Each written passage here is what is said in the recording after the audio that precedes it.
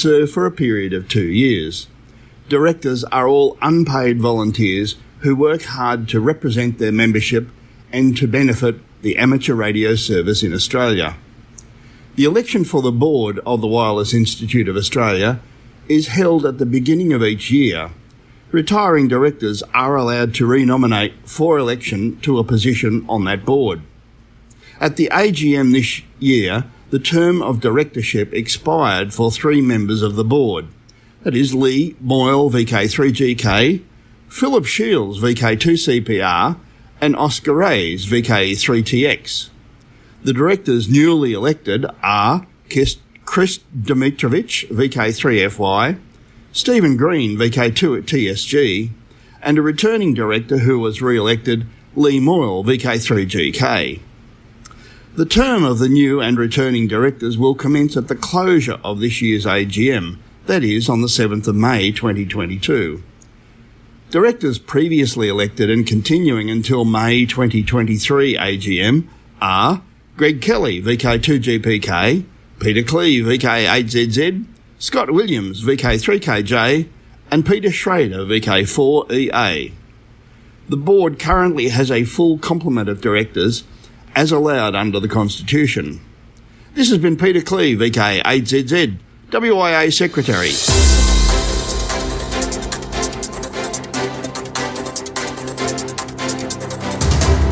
This is the home service of the Wireless Institute of Australia through VK1WIA. Now, international news with Jason, VK2LAW.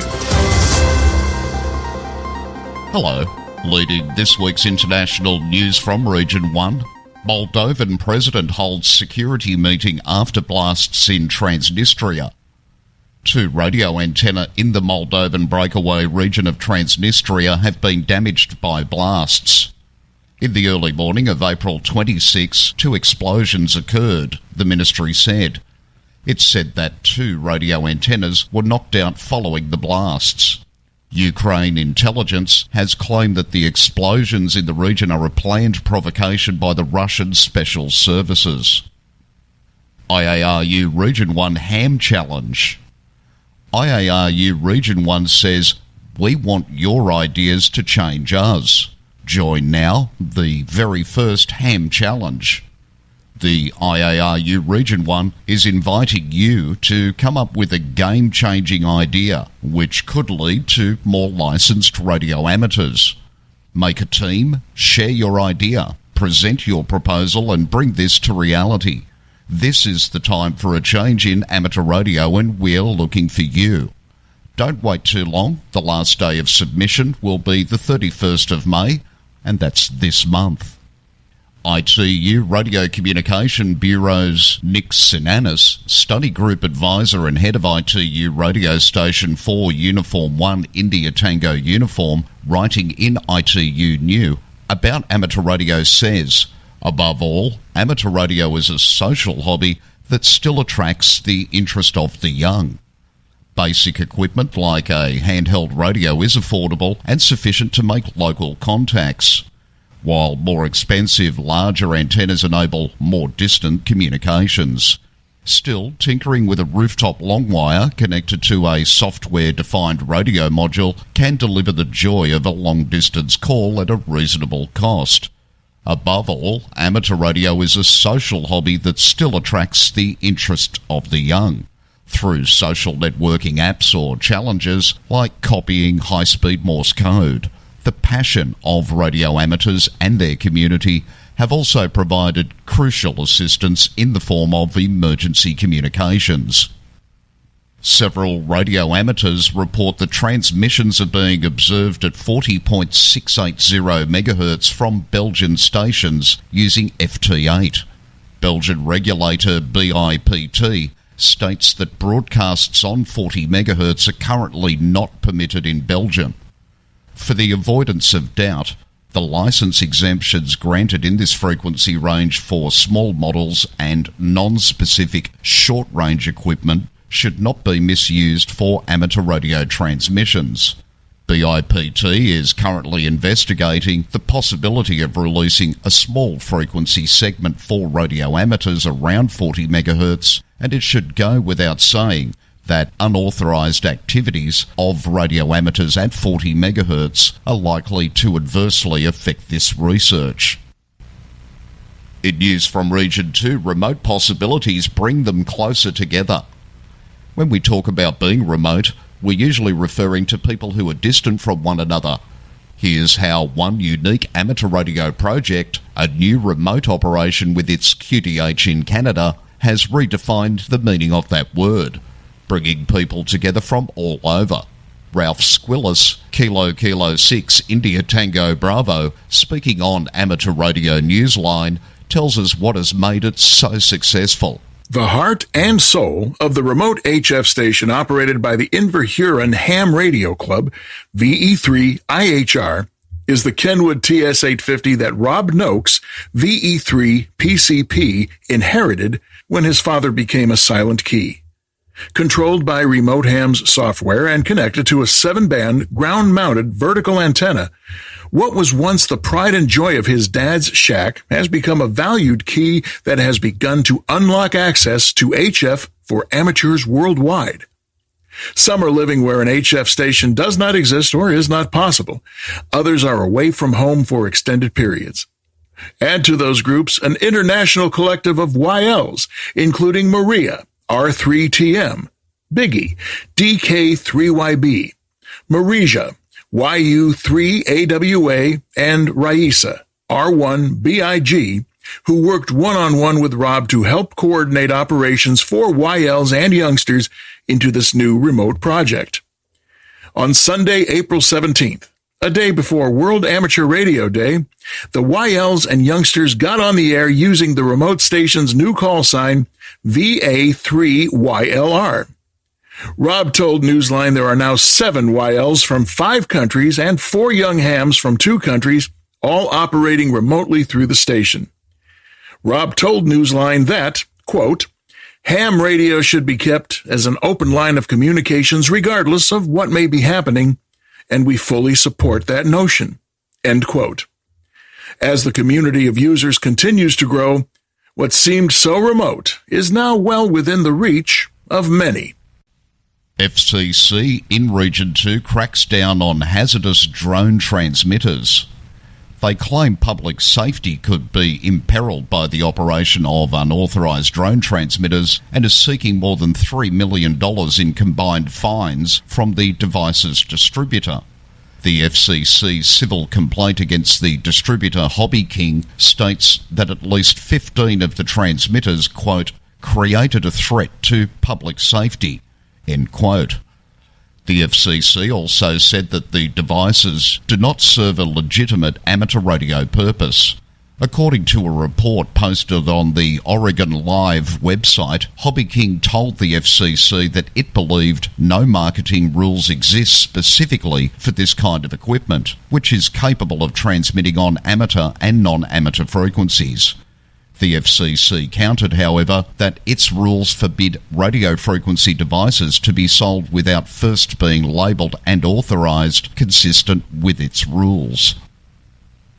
And in news from Region 3, Earth Moon Earth enthusiast, silent key since 2016, Doug MacArthur, VK3 uniform mic within the EME community, enjoyed a worldwide reputation for his expertise, exploits and accomplishments. He was well known for his 8.6 metre dish, which he used on 1296 MHz in 2006 to set a moon bounce DX record by working Charlie Tango 3/Delta Lima 1 Yankee Mike Kilo in Portugal, a distance of 18,342.3 kilometres. An annual contest, unfortunately with little to no publicity within VK, exists to perpetuate and honour his call VK3 Uniform Mike.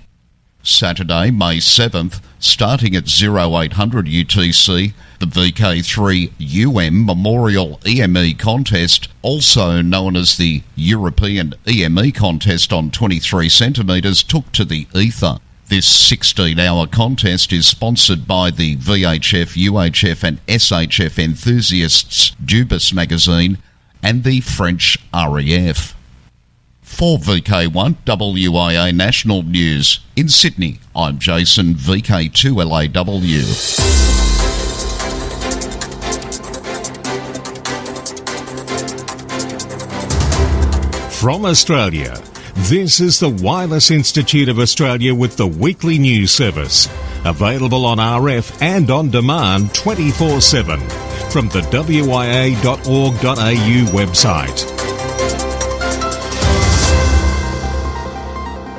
It's weird, it's wonderful, and it's true. Scientists hope to broadcast DNA and Earth's location for curious aliens. Even if the aliens are short, dour and sexually obsessed, the late cosmologist Carl Sagan once mused. And if they're here, I want to know about them. Driven by the same mindset, a NASA-led team of international scientists has developed a new message that it proposes to beam across the galaxy in the hope of making first contact with intelligent extraterrestrials. The interstellar missive, known as the Beacon in the Galaxy, opens with simple principles for communication, some basic concepts in maths and physics, the constituents of DNA, and closes with information about humans, the Earth, and a return address should any distant recipients be minded to reply.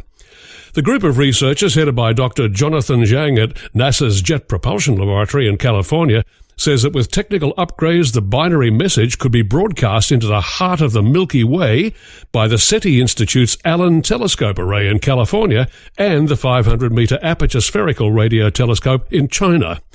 The message, if it ever leaves Earth, would not be the first. The Beacon in the Galaxy is loosely based on the Arecibo message sent in 1974 from an observatory of the same name in Puerto Rico. That targeted a cluster of stars about 25,000 light-years away, so it will not arrive anytime soon. Since then, a host of messages have been beamed into the heavens, including an advert for Doritos and an invitation written in Klingon to a Klingon opera in The Hague. There are concerns. More than a decade ago, Professor Stephen Hawking warned that humans should refrain from sending messages into space in case they attract the wrong sort of attention. If aliens visit us, the outcome would be much as when Columbus landed in America, which didn't turn out well for the Native Americans, he told a Discovery Channel documentary.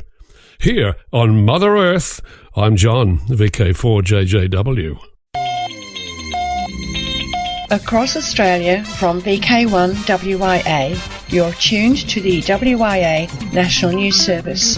Here from Adelaide, South Australia, it is transmitted on VK5 RAD at 9 a.m. I'm Shirley, VK5YL. Now, operational news with Felix, VK4FUQ. Hello there. Ham Radio Operational News. It's a contact sport. Now, contest-wise this month, 2022. The Don Edwards Memorial Slow Morse Contest, 2 days starting next weekend, May 14, concluding May 15. Saturday evening, 14 May, between 6pm and 9pm Eastern Standard Time, on 80 metres. Sunday afternoon, 15 May, between 1pm and 4pm Eastern Standard Time, on 40 metres. DX window. Freemason hams linked to the Grande Oriente do Brasil, GOB, are carrying out a special operation during the month of May in commemoration of the 200th anniversary of the GOB. Listen for 11 special event stations whose suffix is 200 GOB. A special 200 years GOB diploma will be available. See QRZ.com for details. QSL all call signs via PT2OP. Listen for the call sign 3Z80AK through May 31st. Polish images are marking the 80th anniversary of the foundation of the Home Army, which was the dominant underground resistance movement in Poland during World War II. Mario, IZ3KVD, is in Zambia using the call sign 9J2MYT. He will be there in Lusaka until June. Listen to him on SSB on 40, 20, 17, 15 and 10 metres. 9H6 Malta Special Event. 9H6 CAP is commemorating the 80th anniversary of the destruction of the Capuchin Monastery and the church on an Easter Saturday bomb attack, April 4 and 5, 1942, in Floriana, Malta, until June 30. QSL via 9H1CJ direct only. New Caledonia FK. Jean-Louis F5 NHJ is QRV as FK stroke F5 NHJ from Namibia until June 11. HF bands using CW SSB in various digital modes. QSL via LOTW. Netherlands, PA. PA 75 DXCC on the air until August 2nd. Celebrates the 75th anniversary of the first post-World War II list of DXCC members, published in the July 1947 issue of QST. QSL via operator's instructions. Z81D from Juba in South Sudan until the 11th of September. Activity is holiday style and new QSL Z81D via OM3JW. Jen Mayen, JX. Helge. LB4MI is QRV as JX stroke LB4MI until early October. Activities in his spare time on 20 and 17 metres using SSB. QSL to home call LB4MI. For VK1WIA National News, I'm Felix VK4FU Inningham. Across Australia from VK1WIA, you're tuned to the WIA News Service. In South Australia, it can be heard on digital C4FM repeaters, VK5 RKW 70cm, VK5 RDF 2m, VK5 RBV 2m and 70cm, VK5 RSC 70cm, and VK5 RCT at 0900 hours Sunday morning and again at 1900 hours Sunday evening on room 69159, Adelaide 10G. I'm Pete, VK5JP. Media Watch and Shortwave Radio Archive. The Shortwave Radio Audio Archive, or the SRAA, is a collection of shortwave radio recordings that you can download or listen to as a podcast. Now, the collection grows every day and includes both historic recordings and current recordings from the shortwave radio spectrum. The goal of this site is for the shortwave radio enthusiast to have a place to store, to archive and share radio recordings with the world. The link, of course, you know where to go, wia.org.au, and read this week's text edition of WIA National News. 1,943.3 miles QSO in FM. KP4 NYC reports a very interesting RF propagation opening between Puerto Rico and Canada, giving the opportunity for two radio ham operators to exchange signal reports of 5x9 on 29.6 megs. It was a great but far too short QSO. Signals faded very fast with a lot of QSB, but while it lasted, the communication was crystal clear and strong. This was an FM QSO of 1943.3 miles in 10 metres between WP4KEY Puerto Rico and VE9 GCS Canada, and it took place April 20 this year. Now to the Q News Workbench. I'm Graham VK4BB with the Nuts and Bolts Report.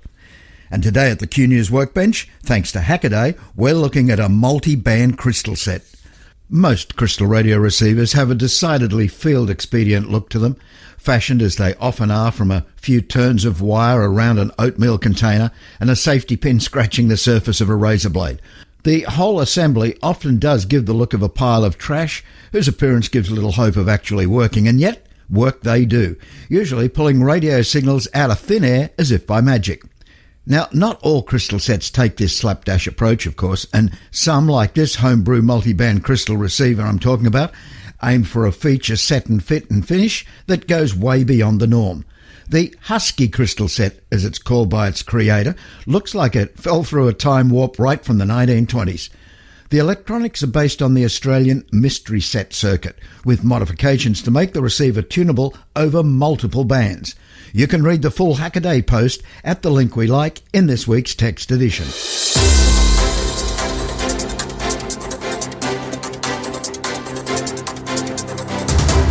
This is the home service of the Wireless Institute of Australia through VK1WIA. Now, special interest group news with Bruce, VK3FFF. And a very good day to you.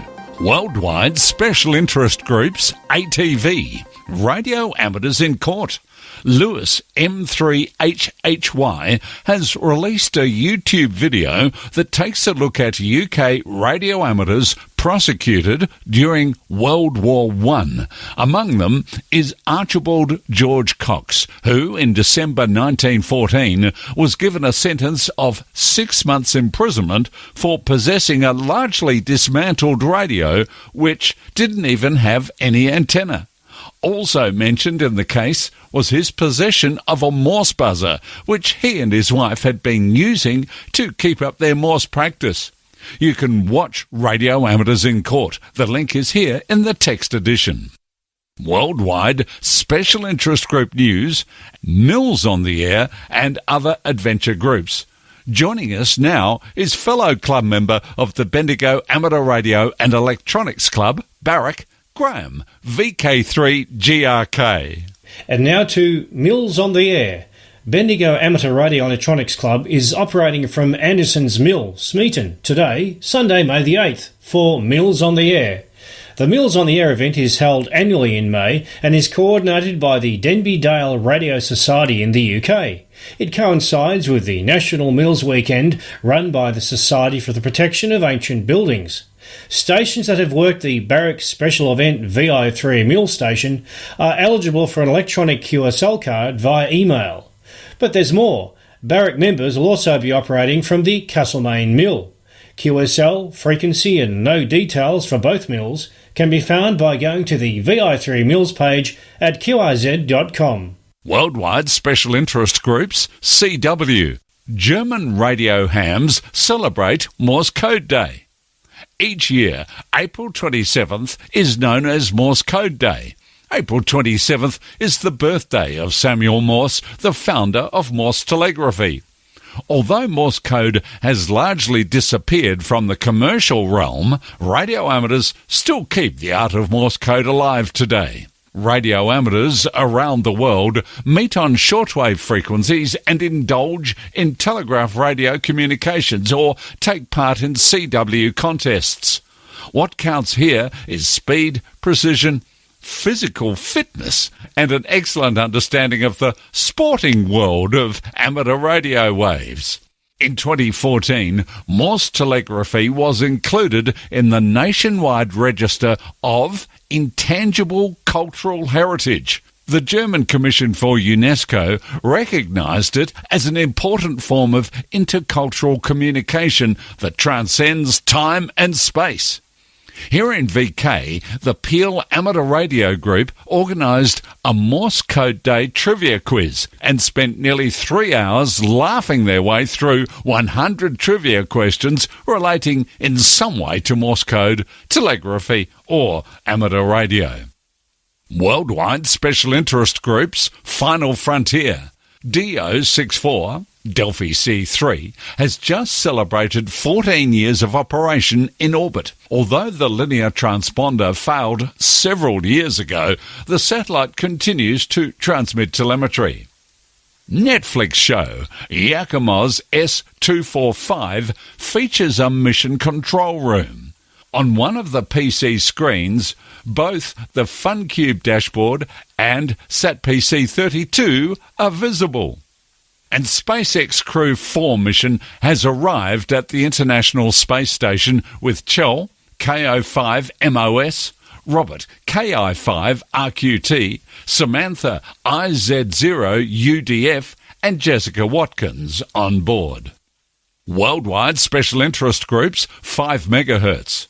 The latest news bulletin, Infoline 451 from the New Zealand Amateur Radio Transmitter Society, NZART, reports that their regulator, RSM has continued their 60 metres sub-licence, which is 5351.5 to 5366.5 kilohertz. As announced in the last info line and reported here on WIA National News last week, NZART has obtained from RSM a new 60 metres licence with the same terms and conditions as the previous licence, which expired on the 4th of May 2022. This allows time for RSM to promulgate a new general user radio licence. It will continue to apply for ZL hams who have an existing 60 metres sub-licence and can continue to operate on 60 metres as before. Worldwide special interest groups, YOTA. Now Alec, VK2 APC. Thanks, Bruce. Spain's National Amateur Radio Society, URE, has announced they intend to participate in the Youngsters on the Air camp organised by IARU Region 1. The 10th edition of YOTA Camp will be held in Croatia, 50 kilometres from the capital Zagreb in August. At YOTA Camp, they will continue with the Train the Trainer program as the main theme throughout the week.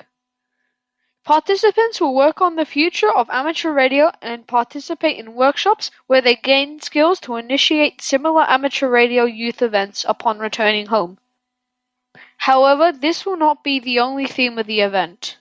There will be time to operate state-of-the-art equipment both locally and remotely, build kits, and visit the capital and beach. Since there are many nationalities visiting the camp, there will also be cultural activities such as intercultural evening, where participants can bring food and drink from their home country to be shared by all. Each IARU Region 1 member society will participate with a team of maximum 4 people. There is a limit of 80 participants for all member societies. For VK1 WIA National News, I'm Alec, VK2 APC in Sydney. Now back over to you, Bruce. Finally this week in worldwide special interest groups, it's to IOTA, EU 125. Stefan, DL7AOS, will be active as 5P5K from Romo Island between June 4th and 18th. Activity with an emphasis on SSB and the digital modes on 80 to 6 metres. QSL via DL7AOS, by the Bureau, Direct or LOTW. All SSB QSOs will be recorded and can be heard at the link in this week's WIA News. I'm Bruce, VK3FFF in sunny Bendigo. This is VK1 WIA.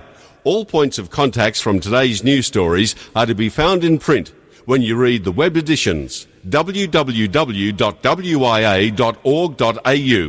Wrapping up WIA National Years with a look at the social scene. VK3 Moorabbin Hamfest, May 14, next weekend, 10 a.m.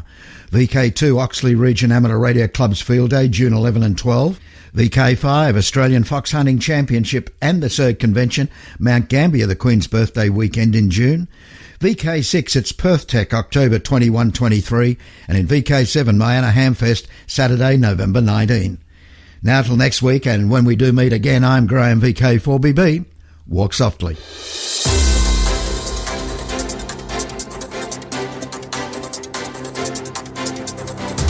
From Australia, this has been the Wireless Institute of Australia with the weekly news service.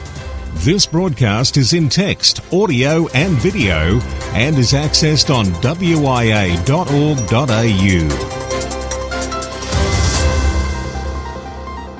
Courtesy of Bevan, VK5BD's ATV and YouTube channel, this has been WIA National News.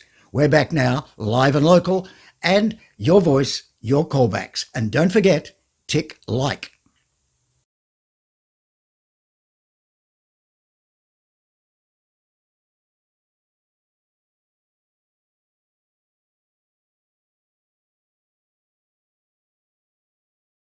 The year was 1914.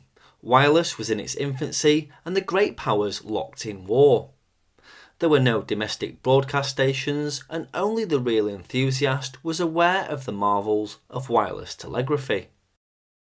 Prior to 1914, the majority of British experimenters, as they were termed on the licence, were confined to monitoring the long-wave telegraphy transmissions of places like Poldhu in Cornwall, Clifton in County Galway, and the time signals originating from Foxtrot Lima, the transmitter installed in the Eiffel Tower in Paris. Also receivable was the spark transmission of Nauen just outside Berlin, which was reputed to be the most powerful transmitter in the world at this time. All experimental licenses were withdrawn at the outbreak of war, and equipment was dismantled and confiscated by the authorities. The Defence of the Realm Consolidation Act was passed on the 16th of October 1914. The official regulations stated that no person shall use or possess a wireless telegraphic apparatus, or a component part or parts thereof capable of being used for transmission or reception of wireless signals. Now that is quite a mouthful, but it basically meant no wireless. The maximum penalty for this offence was a £100 fine or 6 months in prison with hard labour without the option of a fine. Now this was a big deal back then. £100 was a hell of a lot of money, and the shame of being prosecuted for anything was hard to deal with. Even a technical, accidental offence was severely dealt with. A. Campbell Swinton, president of the Wireless Society of London, had suggested that amateurs could play a role in detecting illicit transmissions, but the offer was declined by the authorities. The Society's secretary, R.H. Klein, tried again in a letter to the Times, pointing out the advantages of such a move, but to no avail. The government, by all accounts, wished for a complete blackout on all things wireless, and seemed to want the word to disappear. During the early years of war, violators of this ruling were often severely dealt with. In 1915, William Thompson, described as a labourer, was sentenced to 6 months' imprisonment at Blyth Police Court for possessing wireless apparatus. Thompson's defence was that he was not communicating or even monitoring other stations. He was, in fact, trying to develop the idea of steering ships at sea from a land position. This evidence was corroborated by colleagues who reported Thompson's tests were carried out with a model yacht on Ridley Park Lake. Thompson was obviously pioneering radio control, and considering the very basic components available at this time, his achievements were, to say the least, remarkable. However, this had little effect on the bench. They appeared to take more note of a post office expert who reported the apparatus could transmit over a radius of 5 miles under favourable conditions. Under ordinary conditions, the range would be 2 miles. He would of course need an aerial, but items that could be used as an aerial had been found in Thompson's house. His solicitors maintained that Thompson was an Englishman with no desire to be a traitor. Only a technical offence had been committed which didn't call for a severe penalty. The chairman said that the bench could not ignore the man's extraordinary ability, and the fact that these devices would have been of grave danger and menace to the state if used in the wrong direction. The northeast of England also seemed to have a spate of illegal wireless prosecutions in 1915. Clifton Gossman, an apprentice fitter, was charged at Newcastle Police Court with having in his possession apparatus intended to be used as a component part of an installation for receiving messages by wireless telegraphy. The prosecution didn't suggest that there was any wireless installation on the premises, or that the defendant intended to set one up. Gossman had apparently called voluntarily at the police station and handed over minor articles. Other items subsequently discovered in the house were covered in dust and had obviously not been touched for some time. The bench dismissed the defendant's plea that he had not read the regulations and imposed a penalty of 20 shillings or 13 days imprisonment. Schoolteacher William Walker was fined 5 guineas at Castle Eden in County Durham for being in possession of wireless apparatus. A police sergeant visiting Walker's home was shown parts of a dismantled aerial which had been taken down shortly after the outbreak of war. Walker said he didn't know Morse code but used the equipment to receive the time signal from Fox Lima in Paris. A post office engineer said that it would take about 2 days to reassemble the equipment to receive messages, and it couldn't transmit at all. Sanity prevailed in another Castle Eden case when another school teacher, 54-year-old Robert Linkay, was brought before the court. He was charged with having wireless apparatus in his possession. The defendant admitted to having the equipment which he had been using during the previous 10 years to teach the principles of wireless to his pupils. An engineer giving evidence said that the equipment was practically useless for receiving messages from any modern station. He agreed that it could transmit, but said the range would be extremely limited.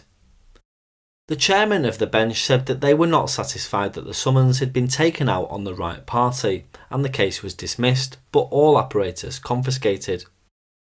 The possession of a Morse key appeared to have been the downfall of Matthew Reed, a mechanic in the postal department in Victoria, London. He was charged with having in his possession apparatus capable of being used for tapping wireless telegraphy messages. The chairman said he didn't think Reed intended to aid the enemy, but nevertheless imposed a fine of £20 with 4 guineas in costs. At Gateshead Court, Frederick Askew was convicted for a similar offence. When a detective called at the house, the accused produced certain parts from an overcoat pocket. He stated that a friend of his held the other items which they'd purchased between them for 25 shillings. A post office engineer gave evidence that it would be possible to receive messages by using the other parts of the apparatus, but they weren't capable of transmitting information. Askew was fined 20 shillings and warned that he had been liable to a £100 fine. A confrontation between a defendant and a witness at a Ramsgate prosecution was quite interesting as well. Richard Softley was accused of possessing 1 tuner, 1 detector, 3 coils of insulated wire, 1 telephone receiver and 3 testing buzzers. The defence claimed that the equipment had been used to train Boy Scouts under very localised conditions, the aerial being supported by broomsticks. Warrant telegraphist Harford gave evidence that the Navy had experienced frequent interruptions to wireless traffic. He said it wasn't possible to say where the interference came from, but alleged the defendant's apparatus was capable of a 4 or 5 mile range. This led to a cross-examination. The defendant said, "Do you consider my pole, 2 broomsticks, sufficient to support an aerial?" To which the witness replied, "Yes." The defendant then said, "Could you wire the seized apparatus up in 4 hours?" And the witness said, "Yes, it was quite possible." The defendant then asked, "How long have you been in the Wireless Authority?" And the witness said, "About 3 years." To which the defendant replied, "Then you've wasted your time." The defendant was subsequently fined £15 or 6 months in prison. A case that was at the time locally referred to as the Enfield Sensation was heard before Enfield Petty Sessions early in 1915. Stanley White, aged 17, was a student at the East London Wireless College and apparently a very enthusiastic one. He was arrested during the small hours in suspicious circumstances, moving around on the roof of houses adjacent to the Enfield Telephone Exchange. An almost complete wireless station was later discovered at his home, and Stanley had been finalising the work by erecting an aerial. The post office who were prosecuting alleged that when established, the equipment would be capable of transmitting and receiving messages to and from Germany. Stanley White emphatically denied receiving messages or transmitting them, but admitted he could send and receive 18 words of Morse code per minute. The GPO stated that if the accused could read Morse code at only 12 words per minute, he would be able to interpret messages. On the facts recorded, this seemed a blatant violation of the Defence of the Realm Act. However, possibly because he was a student of wireless, he was only fined £7 with 3 guineas in costs. Now, the maximum sentence pronounced on this act was at a court-martial held in Hull in December of 1914. It referred to Archibald Cox of Filey in Yorkshire, who was a licensed and respected transmitting amateur for several years. He appeared to have been guilty of merely retaining a small portable set, partially dismantled, in his possession. Cox's house was raided by the military on the 18th of October 1914, just 2 days after the Defence of the Realm Act was published. Mr. J.B. Tucker, Honourable Secretary of the Birmingham Wireless Association, publicised his case in a letter to Wireless World and emphasised the following points. Number 1. No charges of attempted communications with the enemy had been made. Number 2. Mr. Cox's character wasn't doubted. Number 3. A letter from the Postmaster General read out in court stressed that they had no desire to press the case. And number 4. The necessary aerial for communication had been dismantled earlier in the year when all of the stations had been closed down. In spite of these facts for what was all a purely technical offence, Cox was sentenced to the maximum of 6 months imprisonment. Part of this was remitted due to already spending 7 weeks in custody, but 2 months had yet to be served. A supporting letter in the Cox case highlighted an instance of a German who was caught with a fully operational wireless station established on the Essex coast. It was connected to the mains and capable of sending over 100 miles. For this, the convicted man was only sentenced to 3 months detention without hard labour, and upon comparison, the unnecessary severity of Cox's sentence was astonishing. Now, what was particularly sad about this period is that honourable men of good character were to receive and carry with them to the deaths the stigma of the conviction. For a careless oversight they were branded, and with the patriotic feeling at the time, it's reasonable to assume that their families were also forced to endure the shame. In one case, the father of a convicted youth went to great lengths to destroy the rumour that he had relatives in Germany. Partly to blame was the mystery of wireless. Dignitaries and officials in high places knew little of the intricacies of electromagnetic waves, and appeared to have been alarmed and dismayed that their socially inferiors did.